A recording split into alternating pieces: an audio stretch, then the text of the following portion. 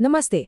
आज फटाफट समझते हैं 5 ऐसे जबरदस्त अंग्रेजी शब्दों को जो आपको अक्सर न्यूज़ की सुर्खियों में दिखते होंगे।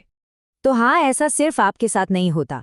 मीडिया में ना कई बार बड़े मुश्किल शब्द इस्तेमाल होते हैं, पर फिक्र मत कीजिए, आज हम इसी मुश्किल को एकदम आसान बनाने वाले हैं। तो क्या आप तैयार हैं? चलिए शुरू करते हैं। ये 5 शब्दों की चुनौती सीखना मजेदार भी होगा और तेज भी। तो हमारा सबसे पहला शब्द है ऑब्स्ट्रक्शन। ये शब्द ना आपको अक्सर कानूनी और राजनीतिक मामलों में सुनने को मिल जाएगा।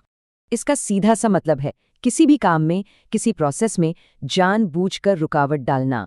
और यहाँ सबसे जरूरी बात यह है कि ये कोई गलती से नहीं होता, बल्कि सोच समझकर इरादे से किया जाता है। जैसे मान लीजिए न्याय की प्रक्रिया में अड़ंगा डालना। चलिए अब देखते हैं हमारा अगला शब्द। और नहीं, ये स्कूल की छुट्टी वाला रिसेस बिल्कुल नहीं है। सरकारी कामकाज में ना इस शब्द का एक बहुत ही खास मतलब होता है। अगर आसान भाषा में समझें तो ये एक ऑफिशियल ब्रेक है।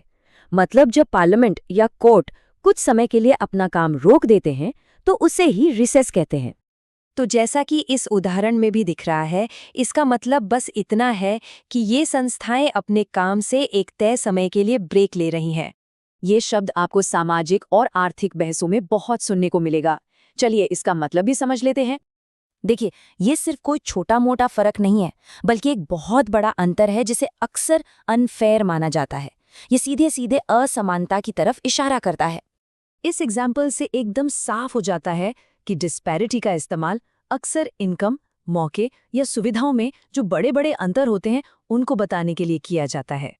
अच्छा, ये सुनने में भले ही थोड़ा अजीब लगे, लेकिन यकीन मानिए, पॉलिटिक्स से लेकर बिजनेस तक ये हर जगह इस्तेमाल होता है।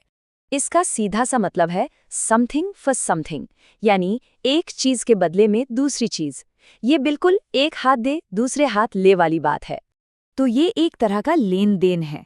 और राजनीति में ये मामला गर्मा जाता है जब किसी प्रोजेक्ट के बदले में पॉलिटिकल सपोर्ट जैसी बातें सामने आती हैं। और अब हमारा आखिरी शब्द, ये इंडस्ट्री और एनवायरनमेंट से जुड़ा हुआ है।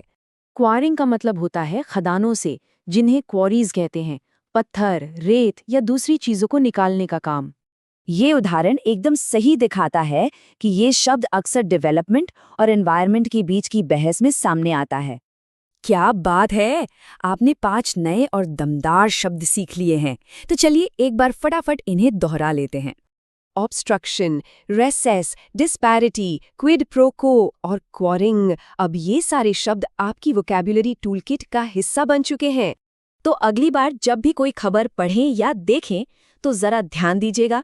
देखते हैं इन 5 में से कौन सा शब्द आपको सबसे पहले सुनने या पढ़ने को मिलता है।